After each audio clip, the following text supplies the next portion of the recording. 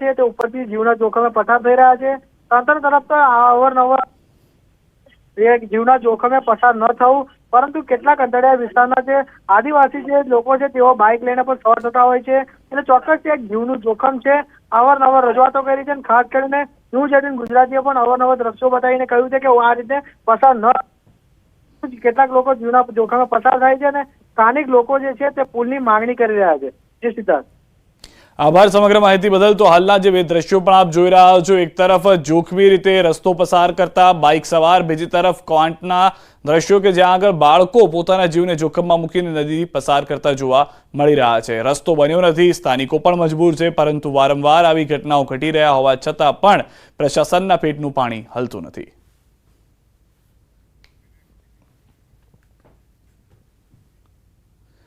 આ તરફ રાજ્યમાં રોગચાળાના ભરડા વચ્ચે વધુ એક નવા વાયરસે આરોગ્ય વિભાગની વધારી દીધી છે ચિંતા। WHOએ મંકી પોક્સને લઈને ચેતવણી જાહેર કરી છે। સરકારના આદેશ બાદ રાજકોટ સરકારી હોસ્પિટલ એક્શન મોડમાં આવી ગઈ છે। રાજકોટ સિવિલ હોસ્પિટલમાં 20 બેડની આઇસોલેટેડ સુવિધા ઊભી કરવામાં આવી છે। મંકી પોક્સના કેસ માટે નવી બાળકોની હોસ્પિટલમાં 10 બેડ સુવિધા ઊભી કરવામાં આવી છે, તેમજ જરૂર પડશે તો વધુ બેડની સુવિધા વધારવા પડે તે માટે પણ આયોજન કરવામાં આવશે અને શંકાસ્પદ દર્દીના સેમ્પલ લઈ અમદાવાદ મોકલવામાં આવશે।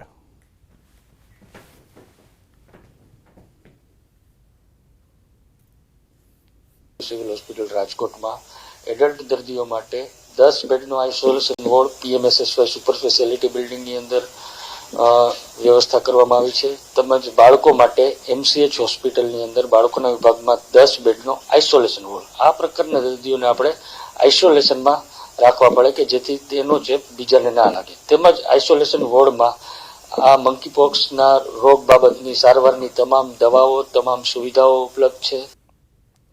આ તરફ અમદાવાદમાં પણ રોગચાળો વકર્યો છે। ચોમાસાની ઋતુમાં મચ્છરજન્ય અને પાણીજન્ય રોગચાળો વધ્યો છે। મચ્છરજન્ય અને પાણીજન્ય રોગનો ઉપદ્રવ વધ્યો છે। અમદાવાદની સોલા સિવિલ હોસ્પિટલમાં છેલ્લા એક સપ્તાહમાં 11,203 OPD નોંધાઈ છે। સોલા સિવિલમાં OPDમાં 10 થી 15% વધારો થયો છે, જેમાં ડેન્ગ્યુના 116 કેસ, મેલેરિયાના 22 કેસ, ચિકનગુનિયાના 23 શંકાસ્પદ કેસ નોંધાયા છે।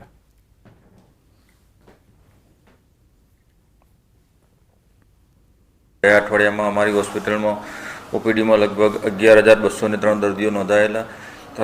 દાખલ દર્દીઓ 1163 નોંધાયા। એમાં જુદા જુદા રોગ ડેન્ગ્યુ, મેલેરિયા, ચિકનગુનિયાના રિપોર્ટની વાત કરીએ તો અમારી હોસ્પિટલમાં ગયા અઠવાડિયામાં 542 ડેન્ગ્યુના સેમ્પલ લેવામાં આવેલા, એમાં 116 દર્દીના રિપોર્ટ પોઝિટિવ આવેલા, તથા મેલેરિયાના 525 સેમ્પલ લેવામાં આવેલા, એમાં 22 દર્દીના રિપોર્ટ પોઝિટિવ આવેલા, તથા ચિકનગુનિયા 23 સેમ્પલ લેવામાં આવેલા, એમાં કોઈ પણ દર્દીનો રિપોર્ટ પોઝિટિવ ન હતો। ગુજરાત વિધાનસભાની અંદર ચોમાસુ સત્રના બીજા દિવસે નશાબંધી સુધારા વિધેયકને લઈને કોંગ્રેસે પ્લે કાર્ડથી વિરોધ દર્શાવ્યો, જેને લઈ ચર્ચામાંથી બાકાત કરવા સસ્પેન્ડ કરાયા। નશાબંધી સુધારા વિધેયક મુદ્દે કોંગ્રેસ નેતા અમિત ચાવડાએ કહ્યું કે ગુજરાતમાં પીવાનું પાણી ન મળે પણ દારૂ મળી જાય છે। હવે દક્ષિણ ગુજરાતના દરિયા કિનારાથી પણ ડ્રગ્સ પકડાય છે।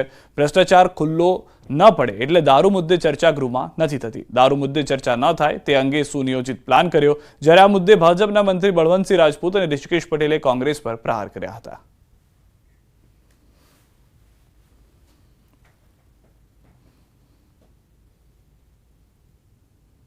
પાર્ટીના શાસનમાં દારૂ જુગારની બધી એટલી હદે વધી છે કે ગુજરાતમાં પીવાનું પાણી ના મળે પણ ઠેર ઠેર દારૂ મળે છે ને દારૂથી તો યુવાધન બરબાદ થતું હતું, પણ સાથે સાથે હવે ડ્રગ્સની બધી પણ એટલી જ વધી છે। આજે ગુજરાત ડ્રગ્સનું જાણે લેન્ડિંગ હબ બન્યું હતું। પહેલા તો કચ્છના દરિયાકાંઠાથી ડ્રગ્સ આવતું હતું, ત્યાર પછી સૌરાષ્ટ્રના દરિયાકાંઠેથી ડ્રગ્સ મળે અને હવે તો દક્ષિણ ગુજરાતના દરિયાકાંઠેથી પણ મોટા પ્રમાણમાં ડ્રગ્સ મળે છે અને ફાર્માસ્યુટિકલ કંપનીઓની આડમાં પણ ડ્રગ્સનું જાણે મેન્યુફેક્ચરિંગ હબ ગુજરાત બન્યું હોય એવી સ્થિતિનું નિર્માણ થયું છે। પ્રશ્નોત્તરીમાં જો ભાગ લીધો હોત, એની સાથે સાથે એ રજૂઆત કરતા હતા કે અમને પ્રશ્ન અમારો આવતો નથી। 116ની નોટિસ પણ આદરણીય અમિતભાઈની હતી, પણ છતાંય કોઈ કારણોવશાત એમને આમાં ભાગ ના લીધો અને માત્ર વિધાનસભાની અંદર જે પરિસ્થિતિ, જે સમયની જે કિંમત હોય એ મુજબની આખી વ્યવસ્થા ઊભી કરી. જે પ્રમાણેનું પ્રદર્શન વિધાનસભાની અંદર કર્યું, પ્રશ્નોત્તરીનો સમયની શરૂઆત થઈ, એની સાથે પોઈન્ટ ઓફ ઓર્ડર ઉઠાવ્યો. પોઈન્ટ ઓફ ઓર્ડર ઉઠાવવા માટે માનનીય અધ્યક્ષશ્રીએ કહ્યું કે આ પ્રશ્નોત્તરીનો સમય પૂરો થાય એટલે પછી તરત જ હું તમને તક આપું છું. તમારે જે કહેવું હોય, જે પણ કોઈ પ્રકારનો પ્રશ્ન હોય, તમે અહીંયા રજૂ કરી શકો છો. હું તમને પૂરતી તક આપીશ. પરંતુ ક્યાંક ને ક્યાંક એમને ગમે તે કામ હોય કે જે હોય એ અહીંથી ઝડપથી નીકળી જવું હતું અને પ્લે કાર્ડ બતાવી અને જે પ્રકારનું પ્રદર્શન કર્યું, માન્ય અધ્યક્ષના નિર્ણય પછી પણ એમને આ ઊભું ના રાખ્યું, આ કાર્ડો બતાવવાનું ચાલુ રાખ્યું અને તૈયારી સાથે જ હતા કે અમારે અહીંથી નીકળી જવું. એટલે એમાં સહયોગ આપી અમે પ્રસ્તાવ મૂક્યો. કામરેજને સુરત મહાનગરપાલિકામાં સમાવવા માંગ થઈ છે. સ્થાનિકોએ કલેક્ટરને આપ્યું છે આવેદનપત્ર. પાયાની સુવિધા પણ ન મળતી હોવાનો સ્થાનિકોનો આક્ષેપ છે. રસ્તા, ગટર, પાણી, સ્ટ્રીટ લાઇટની સુવિધા આપવા માંગ કરી. સરકારી દવાખાના અને સરકારી શાળાની પણ માંગ કરાઈ. ઉભરાતી ગટરોથી સ્થાનિકો ત્રાહિમામ છે. બોરનું ક્ષારયુક્ત પાણી પીવા મજબૂર. કામરેજને સુરત મનપામાં સમાવો તેવું સ્થાનિકો કહી રહ્યા છે. કામરેજની વસ્તી 3 લાખથી વધુ છે. 10,000ની વસ્તી જેવી સુવિધા આપવામાં આવી રહી હોવાનો સ્થાનિકોનો આક્ષેપ છે. કલેક્ટર રજૂઆત નહીં સાંભળે તો મુખ્યમંત્રીને મળીને રજૂઆત કરીશું તેવું પણ સ્થાનિકોએ જણાવ્યું છે.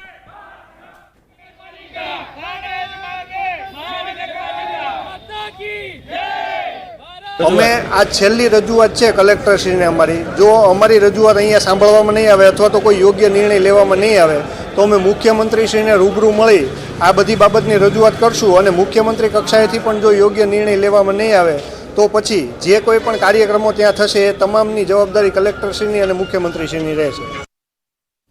અમે આ છેલ્લી રજૂઆત છે કલેક્ટરશ્રી. સુરતની સમાચાર. સુમુલ ડેરીમાં ભ્રષ્ટાચારને લઈને તપાસની માંગ. કોંગ્રેસ આગેવાન દર્શન નાયકના આક્ષેપ. અધિકારીઓ બોર્ડ સામે કોઈ પગલાં ન લેતા હોવાનો આક્ષેપ. સુમુલ બોર્ડ સામે પગલાં લેવા માંગ. અગાઉ પણ સીએમને પત્ર લખી કરી હતી રજૂઆત. માજી સંસદ સભ્ય માનસિંહ પટેલે પૂર્વ પ્રમુખ સામે 1,000 કરોડના ગેરરીતિ મામલે પ્રધાનમંત્રીને પત્ર લખ્યો હતો. ભરતી પ્રક્રિયામાં જેનું હિત નથી અને ખેડૂત નથી તેમને સ્થાન આપવામાં આવી રહ્યું છે તે પણ ઉપપ્રમુખ અને પ્રમુખની ભૂમિકામાં હોવાનો આક્ષેપ છે. મુખ્યમંત્રીની સૂચના હોવા છતાં અધિકારીઓ દ્વારા સુમુલના બોર્ડ સામે કોઈ પગલાં લેવાતા નથી.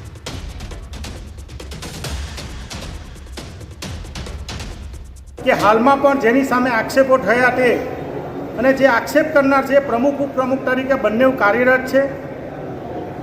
લગભગ 2 લાખ જેટલા પશુપાલકોના કરોડો રૂપિયાના પસીનાની કમાઈ જેની તપાસ થવી જોઈએ તે અનુસંધાનમાં માન્ય મુખ્યમંત્રીશ્રીને પત્ર મેં લખ્યો હતો અને પત્રના અનુસંધાનમાં હાલમાં પણ એ તપાસ ચાલી રહી છે. પરંતુ એ તપાસના અંતે દૂધ અને દૂધનું પાણી થવું જોઈએ તેને બદલે જે મલાઈ છે એ મલાઈ આ બધા ભેગા મળીને પશુપાલકના અહિત કરી રહ્યા છે એવું મારું અંગત માનવું છે. હાલ રોકાઈશું એક વિરામ માટે, પરંતુ તે પહેલા નજર કરીએ ટોપ 3 ખબરો પર.